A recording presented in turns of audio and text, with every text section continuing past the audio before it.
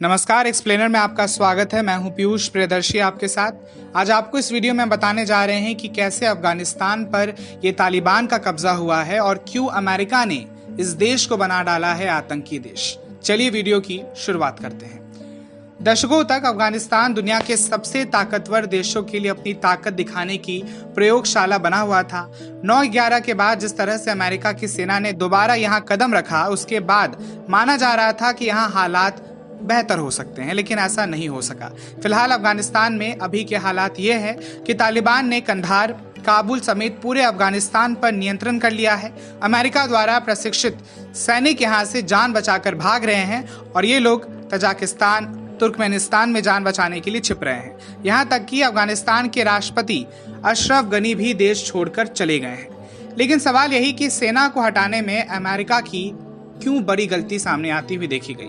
अगर अफगानिस्तान की कुल आबादी की हम बात कर ले तो 3.80 करोड़ है, जिसमें से 60 से 70 हजार ही लोग तालिबान की सेना में शामिल हुए हैं। तालिबान की ताकत इस समय इसीलिए भी बहुत ज्यादा बढ़ गई है क्योंकि अमेरिका ने अफगानिस्तान छोड़ते समय अपने पुराने हथियार, गाड़ियां, टैंक, तमाम ऐसी चीजें ही छोड़ दी थी क्योंकि ये मौजूदा अमेरिका के वर्ल्ड स्टैंडर्ड के हिसाब से नहीं थे।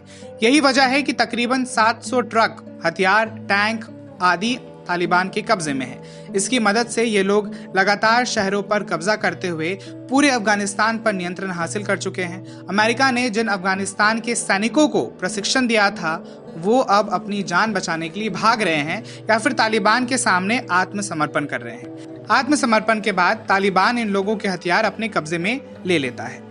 लेकिन सवाल यही कि अफगानिस्तान की संरचना कैसे हुई। अफगानिस्तान की संरचना की बात कर ले तो यहाँ मुख्य रूप में आदिवासी रहते हैं और यहाँ 80 से 90% इलाका पहाड़ी इलाका है। अफगानिस्तान में पश्तून की आबादी सबसे ज्यादा है। पाकिस्तान में भी बड़ी संख्या में पश्तून रहते हैं, लेकिन दो देशों के पश्तूनों को अलग करने का काम ब्रिटेन की सरकार ने अफगानिस्तान और पाकिस्तान के बीच डुरंड लाइन खींच कर दिया। दरअसल ब्रिटेन नहीं चाहता था कि पश्तून एकजुट हो जाएं, लिहाजा दोनों को बांट दिया गया और एक बार फिर से फूट डालो और राज करो की नीति को अपनाया गया, जिसके चलते पश्तून आबादी का एक हिस्सा पाकिस्तान में है तो वहीं दूसरा हिस्सा अफगानिस्तान में चला गया। और अब जाते जाते सबसे जरूरी सवाल कि अफगानिस्तान में अमेरिका की एंट्री कैसे हुई। ये वो दौर था जब अमेरिका और सोवियत संघ के बीच विश्व शक्ति बनने की होड़ मची हुई थी।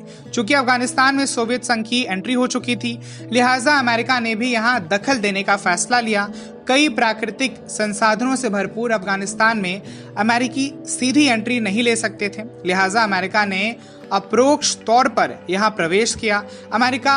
अमेरिका के राष्ट्रपति रोनाल्ड रीगन का सिद्धांत था कि वह अफगानिस्तान को आर्थिक मदद देंगे जिससे कि अर्थव्यवस्था बेहतर हो सके और सेना को मजबूती मिल सके।